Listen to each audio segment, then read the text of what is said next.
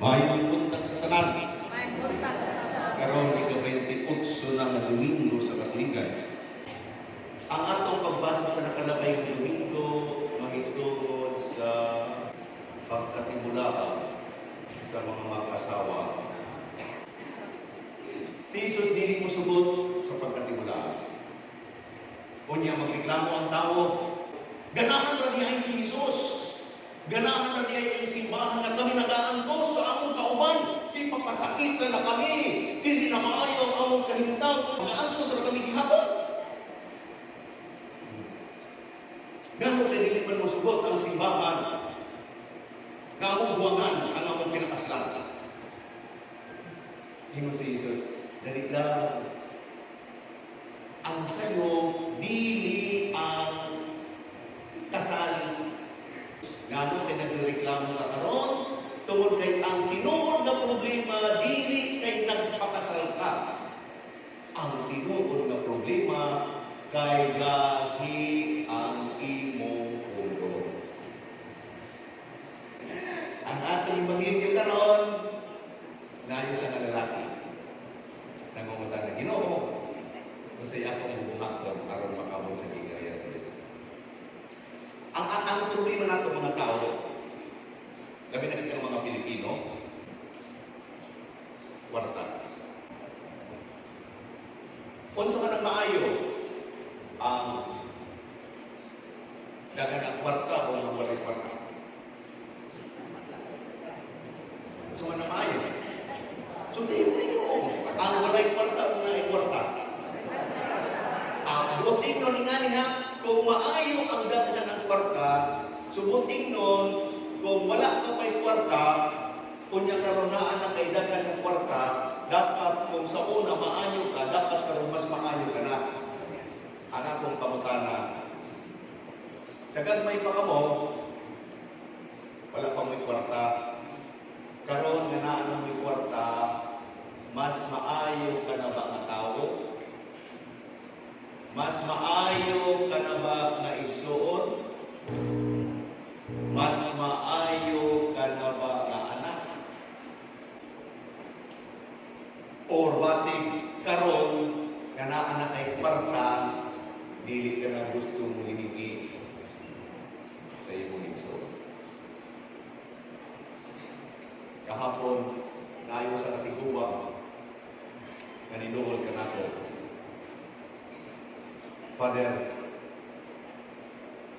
tambang ito. Kay ipapalayas ko sa akong anak. Nakikiistaron ako sa iyang balay.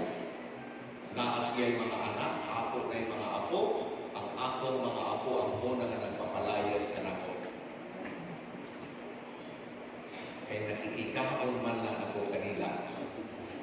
Ang akong pamutana, kadtong bata, karon na sila na nagpapakaon sa ilang ginikanan, kay naa naman sila ay kwarta, naging mas maayo ba sila anak? Ingon siya, Father, na ako, mga anak ko sa Manila, na sila yung mga trabaho. Gikuha ko sa akong isang anak, gilalan ko sa Manila. Ingon ko, ano man kayo, nibalik ka mga nalit? Nagpuproblema kayo ng karon diya sa inyong kuwan na. Di ba malaya sa buhay, ingon siya na, kay Father, putlukod ng akong mga anak dito sa Manila. Kay giaway ko sa iyang asawa. Ikampihan naman ko sa akong anak, ipaulit na lang ito. Karon nga na sila yung mga kwarta, naging maayo ba sila na anak? Mao ang ato mo na parte sa Ebanghelyo, nag-ingon ang lalaki kang Jesus, basa ko nato para dili kita masayo. Nag-ingon ang bagang lalaki, maayo magtutulog. Tinamutan na si Jesus, dali lang, nga kay bitawag mo ako maayo. Maayo magtutulog. Ingon si Jesus, walay maayo kung dili ang Diyos. Ato nga nagkalagigon tong tao, maski unsa kadaghan sa imong kwarta, or maski wala kay kwarta, ang tao dili maayo kung walay Dios. kay walay laing maayo kung dili ang Dios.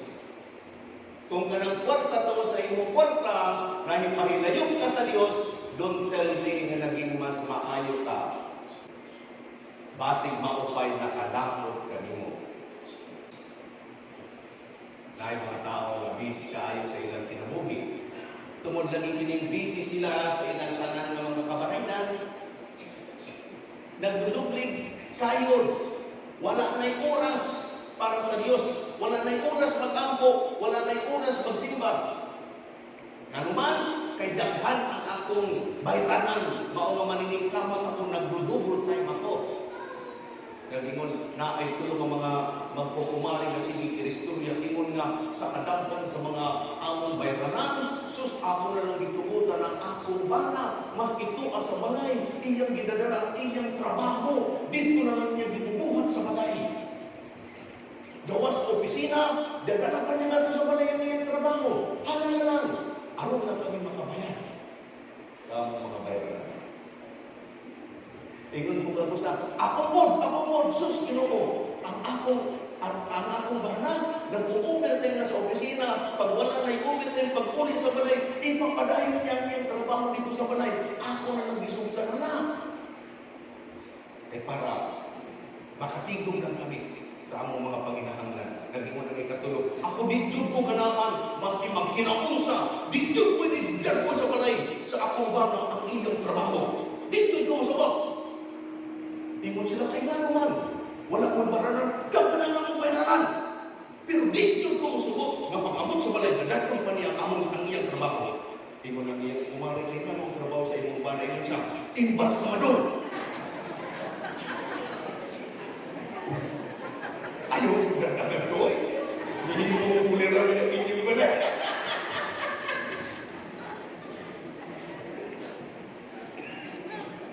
Pagino, Oktubre na karon no? Pagpaabot ang November, nagpapainom doon na po kinika nato, gawan sa patatay, yagian ang Pilipinas o pinakakusog ang pag-iw na Yolanda. Ano ka almost 1 month away. Pero naayos ang atawa na nag-ingon siya nga, sa bagyo na Yolanda, ako kaayo ang leksyon na ako nakuha. Ingon siya, inani ang nahitabo pag naay bagyo, labi na sa panahon sa Yolanda, kanang giapag yun ang mga balay. Inani ang akong nakita na general na pattern. Ang mga tao, busy sa mga trabaho sa kalibutan. Kanya-kanya sila, ang kamot karon maging maayo ang ilang balay, makapalit sila sa sakyanan, maka-ispila ang iyang mga anak, na sila yung pagkakon sa labisa, kanya-kanya sila panikamot. Then, nahigit anako ang importansya sa mga parte sa kinabuhi tungod sa bagyo. Mga ginakatong general rule, ang importante ko kumukutang sa atong kinabuhi, lisod buhian. Pero kanang dili importante maoy una nga gibubuhian. Tama? Dili nga ni importante madali na buhian. Importante nga ni dili gud niya dayon mabuhian. Kunya akong gitanaw ang akong kinabuhi doon sa nahitabo sa Yolanda. Ani ko no, ingon siya. Mantang ang mga tao busy sa kalibutan, pag-ingon nga pangandam kamo kay na ay bagyo nga paabot. Andama ang kaugalingon. Ang nahitabo tungod kay nangangandam, pag mangandam ka dili na lang pwede. Kinahanglan imong ibana ng ibana. Kung salay esensyal ang mao'y mahibibinin. Ako nabantayan, pag ingon nga na ay bagyo nga paabot, pagpangandam ka mo, ang una nga gibiyaan sa mga tao, ang ilang trabaho. Niingon dayon, walay opisina, walay klase. Ingon siya, ha?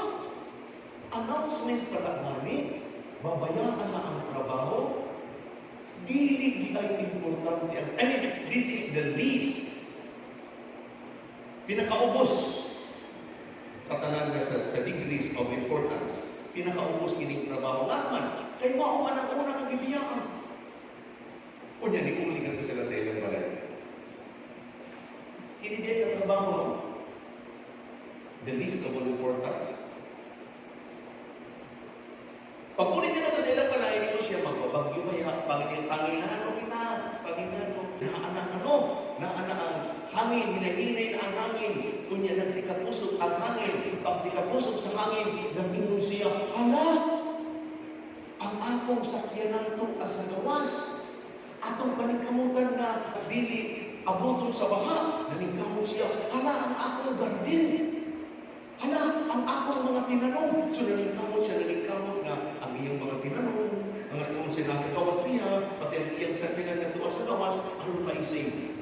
Inyong tinagtaas na magudang tubig, nagtikapusok ang hangin, walang hinay-hinay na nga, wisik-wisik ang iyang mga tinanong, hinay-hinay na kung nag-iawad ang iyang sakyanan, nag-ingon ang iyang asawa, pabay na, sulod na rin sa balay. Hawa, dili diya importante, or the one of the least importance diya kining na kay sakyanan, kining akong mga tinanong, mas importante diya kinang na ako sa sulod sa akong balay.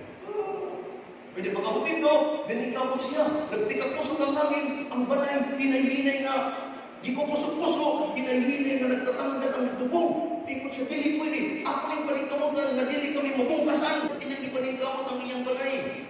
Kaya nagtikapusok mga ang hangin. Iginupat ang ilang tubong. Nagtikataas ang tubig. Ingon siya na, ako na lang biyakan ang akong balay. Kung sa balay niya ni Panginoon, mas importante ang akong pamilya. Mas importante diay ang pamilyang panimalay ikumpara sa balay. Pero ang atong gikahigulungan, nano kay daghan sa mga tao ang kayang awayon ang iyang igsuon aron lang mainom at balay. Mas importante man diay ang panimalay ikumpara sa balay. Gano'n kaya na ay mga maghigala o sa mga magsukon pa nga mag-away para lang sa trabaho. Dili man kaya may anak na importante ang trabaho. Gano'n kaya na ay mag-inawayay tungod lang kay gusto nilang makapalit o sakyanan o dakong pangaluti. Mas importante man diay ang panimalay ikumpara ni ining. Di mo na to, nalingkamot na siya, iyang Panginoon, ang iyang asawa, ang iyang ginikanan, ang iyang mga anak. Taha, kaya nang ikapusok ang hangin, nisulod ang tubig sa ila. Iabot na sa liog ang tubig. Kung ikaw ka na kung sa may imong bubuhaton. Tanan, tunawag ka nimo, maingon ang imong ginikanan, anak, tabagin ko. Maingon ang asawa, love. Maingon ang mga anak, Papa! Ang pagkakana, kinsa man ang imong isisay. Mamimili ka.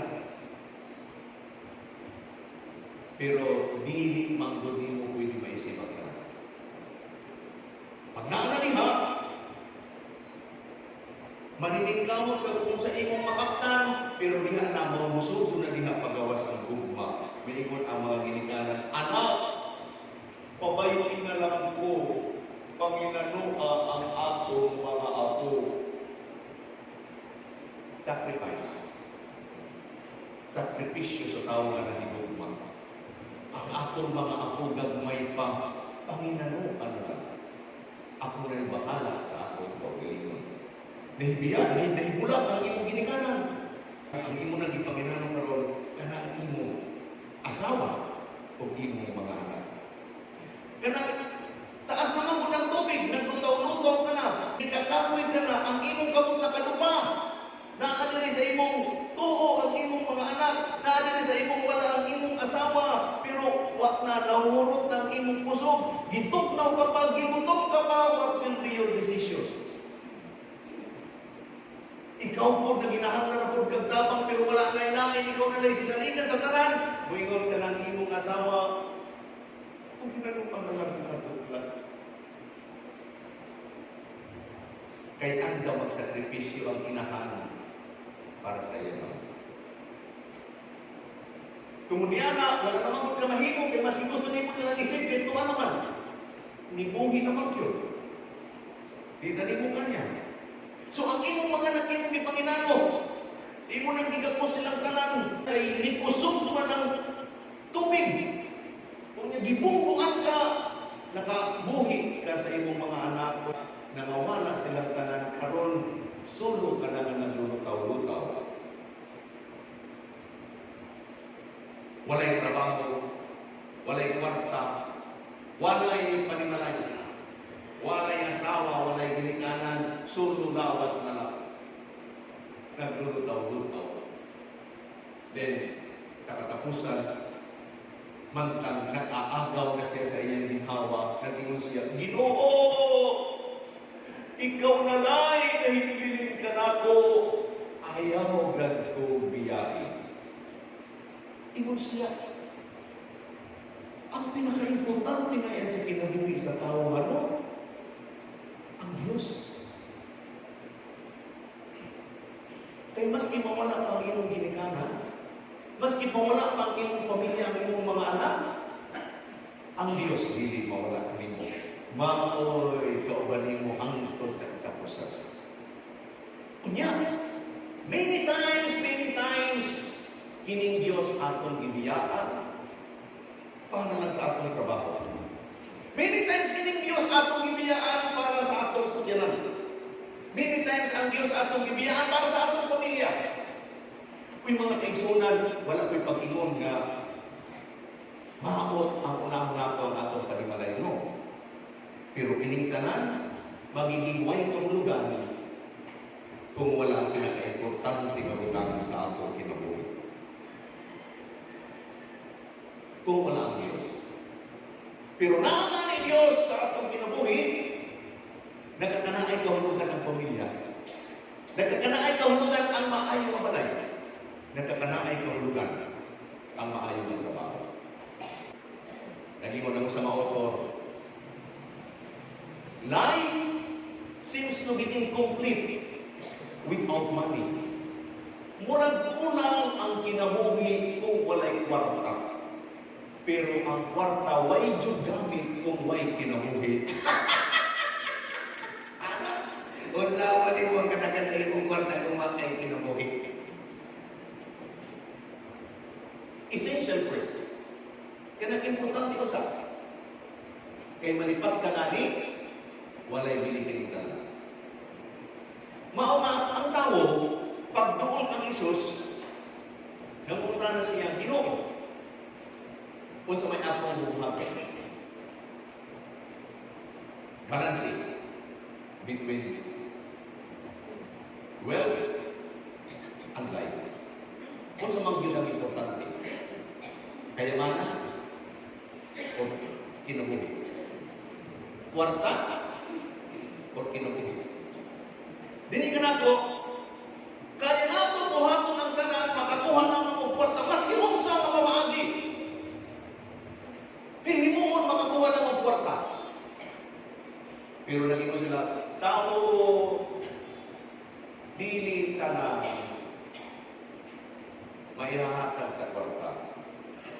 Tanawa lang ninyo, para na kita tagaan ng sampol na dili kwarta ang nakakahatag na tinuod niya kanay. Paingon siya, mabisitahan kining tulong nga lugar. Una, try to visit hospitals. Pagtuwa ka sa ospital, kung ikaw na ang ospital, naka-dextrose, naka-oxygen, may tubo pangari, kunyang way kusog, ang tao, mas kino sa kadagan sa kwarta, way gamit. Dili siya malipay. Mangutana ka ngani, kung sa man ang imong gusto, tagahan ka pag sa kakamong na kwarta, mayroong kadili. Kung sa man ang imong kalipay, mayroon siya, ikalipay ko ka ng mubalik ang akong kusog. Restore my health. Uy, tamo, importante di ay ang maayong nawasin kumpara sa kwarta. Mao nga ayaw ka ang imong nawas para lang sa kwarta. Try to visit prisuhan. Dito sa sulod sa prisuhan, maski sa kadagan sa imong kwarta ang mga tao ay kalipay. Mangutana ka nga ni ko niya, diha ka lang sa prisuhan, tagaan ko sa kapakul ng kwarta, may ito siya, di kung ka na, mahambang, Kung sa may imong kinahanglan, may kuno to siya nga freedom. I want to be free. Maski wala ko'y kwarta, basta libre ko nga naglalakaw-lakaw sa kalsada. Freedom is more important than money. That's why do not be a slave of money. Just be free. Ikatulo, bisitahan ang cemetery. Aron mahigit aning dito nga walay gamit ang bulawan. Walay gamit ang karta. O sa mga nanimo, kung ang imong kabakong goal, pero ikaw ang nasa sulod. Walay gamit. Kung sa imuting ng tao, it's not all about money. Mao nga sa atong first reading karon, gikan sa Book of Wisdom, si Solomon, nag-imo si Solomon, sa ako nahibaw-an nga tao lang ako, nag-ampo ako sa Dios. Ang aking ipangayo, kinakanuman. Lord, give me wisdom, so that I will know how to live this earth. Para may balo ako sa kinabuhi, sa kalimutan. Kung wala kay wisdom, maski sa kadagan sa imong kwarta, walay gamit. Ang bukong tinuod ka na nga istorya ni Jackie Chan, kilala rin si Jackie Chan, ang martial artist, bilyonaryo. Pero nagsuko si Jackie Chan, pobre. Ingon siya, sus, gamay pa kami. Inimentary pa, gipupuko kami sa akong mga ginikanan sa ilang stick. Matalang kay magti-training na kita. Atong kajagin-jagin na, stress, tumbling, kay inana ang kinabuhi sa kalimutan lisod. Kunya tungod ni Ana, nag-grind siya karon daghan ang iyang kwarta. Ang problema kay si Jackie Chan nag-star sa Amerika. Sa Amerika, di ka pwede mo gamit o stick sa iyong anak. Ang iyang anak, nagdako, kadaghan ang kwarta. Dako ka ng iyang papa. Pero at the end, nagino si Jackie Chan. Ang ako anak, dili ko papamanahan maski piso. O wala ngayon sa ilang piso. Maski $1. Ano man? Tungod kay dili niya kinahanglan ang daghan ng kwarta. All he has to do is to know how to live. Tungod kay kung kabalo siya sa kinabuhi, dili niya kinahanglan ang daghan ng kwarta. He will live. Pero kung dili siya kabalo sa kinabuhi sa kalibutan, dili kung makatatawa ang daghan ng kwarta. Mao naging siya, ihatag ko ang atong kwarta o dili, mas importante kanang siya mahibalo mabuhi. Mga kaigsunan, kung sa importante ka na ito, ganun ka naakit na rin. Ayaw kalimot nga ang atong ginalakaman, paingon sa gitariyan sa Diyos. Na ay mga tao na nalilipat ni ini, na kadaghan sa istorya labi sa Pilipinas ang nalilipat ni ini, na ay mag-classmate. Nangarap sila during their high school days, nangarap silang dumang. Kaya marining kamot kitang dumang. Tapos, magpagtupo kita sometime in the future, mangumustahan kita sa naman na ito sa atong kinabuhi. Nagipaboran sa Diyos, naan na sila, nagtupo na. Pagtupo nila naging sila, classmate, kumusta naman ka? Kasimti man sa imong sinina. Unsa naman ang imong trabaho? Tingon siya kay ordinaryo nga amahan sa balay. Ikot ang mauma, ito grabe ang imong kuwan. Generate. Puno ang imong lamas. Kumusta na kamay niya? Imbita natin ikaw mag-usap sa kanimagan. Tuo, pagkabot ka ito. Ito na sila, ito ha. Inom-inom silang doon ng siya. Higala. Nahinom-inom ka sa una sa mga bakan ng pakita. Anak sa pobre. wala nga ni kog yuta maski usa ka baso. Pero tanawa karon, kana nga nasa imong atubangan, nga kamanisan, ako na. Tubtob sa imong mahikitan sa imong mata, ako na. Kini diri, higala, tanawa ka na. Kini nga kadako sa mga pispan na rin, ako na na. Ako na na. Gani-gani sa atong wala. Tanawa. Kini-kini nga kalubian. Ako na na. Ako na na. Inaanak ko ang successful na tao. Kini-kini nga nasa likod. Tanawa. Rancho. Ako na na. Higala. Ako na. I am proud of myself. Ingon man ang iyang higala. Higala. Nakuha na nimo ang nasa imong atubangan. Ang imong nasa tuo, ang imong nasa wala, ang imong nasa likuran. Ang akong pangutana, dito na anak ka.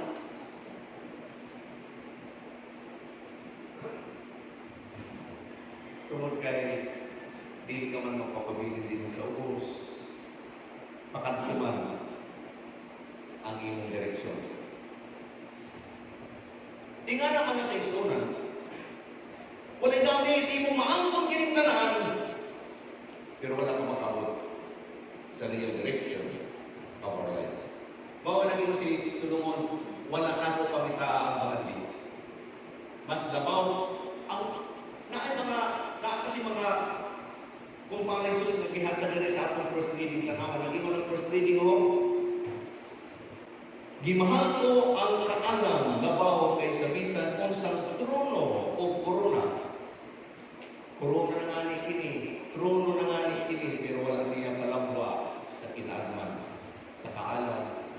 Kita, Diyos, Ginoo, halipot lang ang posisyon kung mag-asta murag sa mahari sa kalibutan. Walay pili ang bahandi, itandi sa kaalam. Ang mahanon ng mga alahas, dili makatupong sa iya.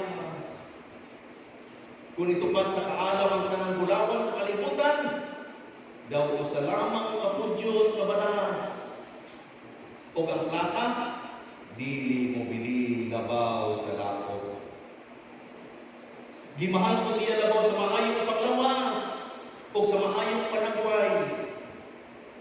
Iya sa kaalam ang usa ka kasana nga dili gayud muawo o gipalabot ko kini labaw sa bisan unsang kahayag.